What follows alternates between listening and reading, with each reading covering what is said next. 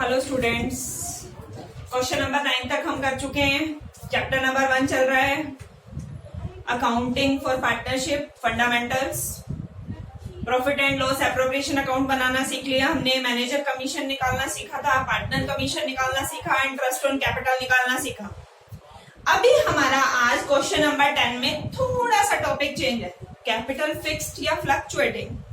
जब capital fixed होती है तो कैपिटल के लिए दो अकाउंट बनाने पड़ते हैं, एक कैपिटल अकाउंट और एक करंट अकाउंट। अगर कैपिटल फिक्स्ड है, कैपिटल में कोई चेंज नहीं चाहते, 5 लाख लगी है, हमेशा वही रहे। बाकी जितनी एंट्रीज है वो कहाँ करेंगे? Current account. अभी तक हम जो पहले मेथड कर रहे थे वो कौन सा था, जिसमें हम सिंगल कैपिटल अकाउंट ही बनाते थे, करंट अकाउंट नहीं बनाते थे, और कैपिटल चेंज होती रहती थी, कोई प्रॉब्लम नहीं। वो कौन सा था? फ्लक्चुएटिंग, मतलब कैपिटल चेंज हो जाए कोई प्रॉब्लम नहीं है, वो फ्लक्चुएटिंग मेथड है।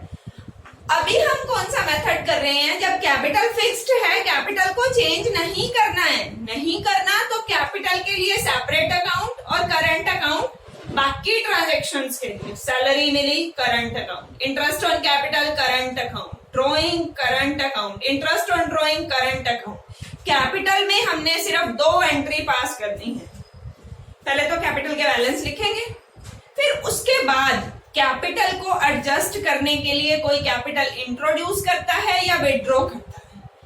कैपिटल में चेंज करते हैं तभी कैपिटल अकाउंट में एंट्री होगी, अदरवाइज कोई एंट्री नहीं होगी। बस balance brought down and balance carried down, balance brought down and balance carried down. बस सिर्फ 2 ही केस में होगी, जब कैपिटल इंट्रोड्यूस करते हैं या कैपिटल विड्रॉ करते हैं। अभी हम सम करने जा रहे हैं कैपिटल को फिक्स्ड अकाउंट मान के। मैंने सम को रीड किया है, लास्ट लाइन पढ़ी तो मुझे पता चला कैपिटल अकाउंट बनाना है, करंट अकाउंट बनाना है और एप्रोप्रिएशन बनाना है, तो मैंने तीनों ड्रॉ कर लिए। ये मेरा profit and loss appropriation account है, ये मेरा कैपिटल अकाउंट है और ये मेरा करंट अकाउंट है। 2 पार्टनर है Y एंड Z, मैंने दोनों के लिए कॉलम बना लिए, कैपिटल में भी और करंट में भी। अभी हम स्टेटमेंट को रीड करते जाएंगे और उसको पुट करते जाएंगे। क्या कहता है? Y and Z are partners with a capital 25,000 and 15,000। Y और Z कैपिटल पार्टनर है, 25,000 15,000 इनकी कैपिटल है। कैपिटल अकाउंट में पुट कर देते हैं by balance BD, brought down 25,000 और 15,000। जब कैपिटल फिक्स्ड है तो इसमें तो कुछ करना नहीं है, इसको तो चाहे क्लोज ही कर दो, क्लोज कर देते हैं। 25,000 और 15,000 टू बैलेंस CD। कैपिटल को तो फिक्स्ड रखना है, इसमें कोई चेंज नहीं करना। बाकी सारी कैपिटल अकाउंट की एंट्रीज कहां पे करेंगे? Current account. कैपिटल इंट्रोड्यूस और विड्रॉ की एंट्रीज के अंदर नहीं है, जब होगी तब हम करना सीख लेंगे। अभी हमारे लिए क्या है? कैपिटल में कोई चेंज नहीं, कैपिटल के बैलेंस ब्रॉट डाउन, कैपिटल के बैलेंस कैरिड डाउन। बस अभी हमने बनाना है एप्रोप्रिएशन अकाउंट, जो कि हम बहुत बार बना चुके हैं। करंट अकाउंट पहली बार बना रहे हैं, बट सेम एज कैपिटल। बस कैपिटल नहीं लिखी हमने यहाँ पे, बाकी सेम एंट्रीज करेंगे। एप्रोप्रिएशन की रेसिप्रोकल एंट्रीज जैसे हम करते थे, बाकी सब सेम। सिर्फ करंट अकाउंट में क्या नहीं लिखा? कैपिटल के बैलेंस नहीं लिखे, बाकी सब कुछ सेम एज इट इज। करते हैं सब।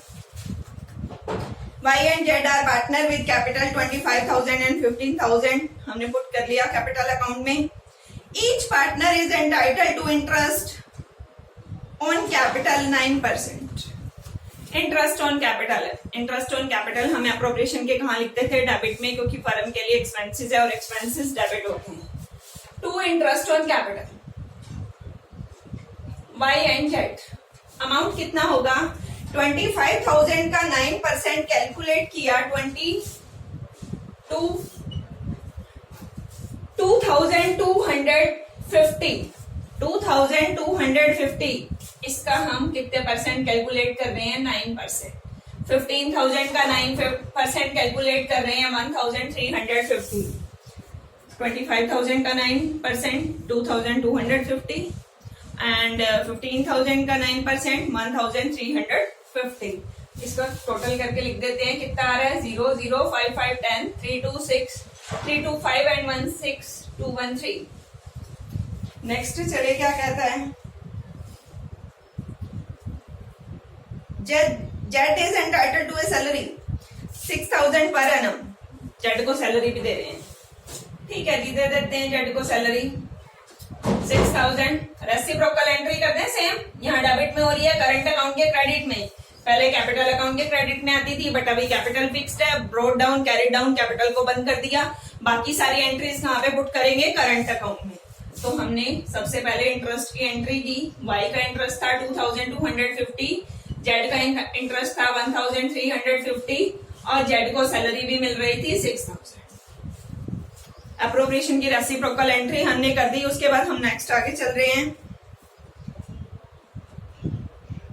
जेड को सैलरी के साथ, Z is entitled to a salary of 6000 per annum together with a commission of 6% net profit remaining after deducting interest on capital and salary and after charging his commission।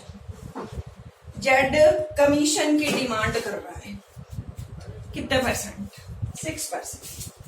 Z को commission देना है 6% on net profit after interest salary and commission. ये सब कुछ after मतलब deduct करने के बाद। हम सबसे पहले देखते हैं कि हमें प्रॉफिट कितना गिवन है तो ही कमीशन कैलकुलेट होगा। प्रॉफिट हमें गिवन है 30,800। प्रॉफिट को कहाँ लिखते हैं, प्रॉफिट एंड लॉस अप्रोप्रिएशन के क्रेडिट साइड पे by profit and loss account being net profit amount 30,800। अब कहता है जेड को कमीशन देनी है आफ्टर किसके, interest salary and commission. Total profit है 30,800। जो जो आफ्टर करना है वो माइनस करो। सबसे पहले आफ्टर इंटरेस्ट माइनस कर देते हैं, 8 - 6 2 10 - 3 7 27,200। सैलरी भी माइनस कर देते हैं, कितना बच गया 21,200। इसका भी आफ्टर कह रहा है कमीशन। आफ्टर कमीशन, आफ्टर का मतलब क्या होता है, R divided by 100 plus R, 6/106। 6/106 हमने इसको कैलकुलेट करना है, तो ये हमारे पास आ जाएगा 1200। कमीशन लिख लें। कमीशन की रेसिप्रोकल एंट्री कर लें बाय P&L अप्रोप्रिएशन से हमारे पास जेड का कमीशन आ गया 1200। बस हमें और कोई इंफॉर्मेशन नहीं है, हम अप्रोप्रिएशन अकाउंट क्लोज करते हैं और इसको डिस्ट्रीब्यूट करते हैं। 30,800 में से ये सब सब्ट्रैक्ट करेंगे तो हमारे पास 20,000 रह जाएंगे to profit transfer. Which ratio, हमें रेशो गिवन है, चेक करते हैं रेशो गिवन था या नहीं, हमने लिखा नहीं है। Y and Z and the ratio not given, ratio नहीं दिया, क्या करें, इक्वली। अगर रेशो नहीं दिया तो हमारे लिए दोनों पार्टनर इक्वली हैं। 20,000 प्रॉफिट है, वाई और जेड को इक्वली बांट दो, 10,000 10,000। कुछ नहीं कहा तो हमें इक्वल लेना पड़ेगा, कहता तो रेशो में ले लेते हैं। इसकी रेसिप्रोकल एंट्री कर दें, प्रॉफिट की, इंटरेस्ट की रेसिप्रोकल हो गई, सैलरी की होगी, कमीशन की हो गई, प्रॉफिट की भी कर लेते हैं 10,000 10,000। टोटल कर लें 12,250, 10 और 1 11, 11 and 6 17 and 18, 18,000, 10 and 11 18,550। Debit side में कुछ है नहीं, 12,250, 18,550 टू बैलेंस सीडी 12,250, 18,550। हमने सम को कैसे किया, जब कैपिटल अकाउंट फिक्स्ड है। फिक्स्ड का मतलब है कैपिटल अकाउंट सेपरेट मेंटेन किया, current account separate. Capital account में only balance brought down and carried down, बाकी सारी कैपिटल अकाउंट की ट्रांजैक्शन कहां पुट की, करंट अकाउंट। पूरा सम दोबारा से देखो, वाई और जेड दो पार्टनर है, प्रॉफिट बता रखा है हमें 30,800, सबसे पहले इंटरेस्ट ऑन कैपिटल कहता है 9% पे करना है। कैपिटल देखिए 25,000 का 9%, 2,250, 15,000 का 9%, 1,350, टोटल किया 3,600। नेक्स्ट जेड को सैलरी देनी है 6,000 पर एनम, दे दी। दोनों की रेसिप्रोकल एंट्री पुट कर दी, इंटरेस्ट की भी और सैलरी की भी। नेक्स्ट कहता है जेड को कमीशन देना है, किस पे?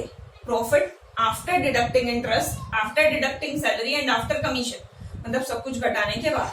प्रॉफिट था 30,800, इंटरेस्ट घटा दिया 3,600, 3,600, रिमेनिंग रहा 27,200, सैलरी माइनस की 6,000, हमारे पास आया 21,000। अब कमीशन का भी आफ्टर है, आफ्टर का मतलब है 6 डिवाइडेड बाय 106, कमीशन कैलकुलेट हो गया 1200। कमीशन को लिखा, कमीशन की भी रेसिप्रोकल एंट्री कर दी।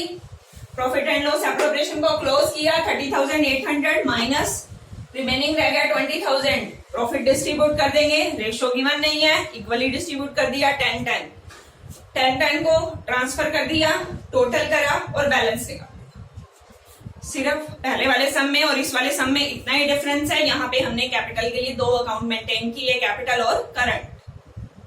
कब? When capital R fixed. अगर मैं इसी सम को कहूं व्हेन कैपिटल आर फ्लक्चुएटिंग, ये 25 और 15 यहां आ जाएगा बस। ये 25 और 15 करंट में, करंट की जगह कैपिटल लिख दो और ये यहाँ पे पुट कर दो, बस कोई भी चेंज नहीं है। और सिर्फ पहले एक ही अकाउंट बनाया, अभी दो बनाए, बस और कुछ नहीं। अभी हमने किया कैपिटल फिक्स्ड, अगर फ्लक्चुएटिंग होता तो इसको रहने देते, एक ही बनाते, करंट की जगह क्या लिखते? कैपिटल, और यहाँ पे कैपिटल के बैलेंस, बस और कुछ भी नहीं। क्वेश्चन नंबर 10 तक हम कर चुके हैं। इसी तरह से हमारी क्वेश्चन की सीरीज चलती जाएगी, सारे चैप्टर्स आपको कराए जाएंगे, कंप्लीट सॉल्यूशन आपको मिलेगा। यहां तक किसी को कोई भी डाउट हो, अपना क्वेश्चन कमेंट बॉक्स में डाल सकते हैं। वीडियो को अगर अच्छा लगे तो लाइक करो, अगर अच्छा नहीं लगे तो डिसलाइक भी कर सकते हो, बट डिसलाइक विद रीजन। अपना कमेंट में रीजन जरूर दोगे कि आपने इसको डिसलाइक क्यों किया। ठीक है, नेक्स्ट वीडियो में मिलते हैं क्वेश्चन नंबर 11 के साथ।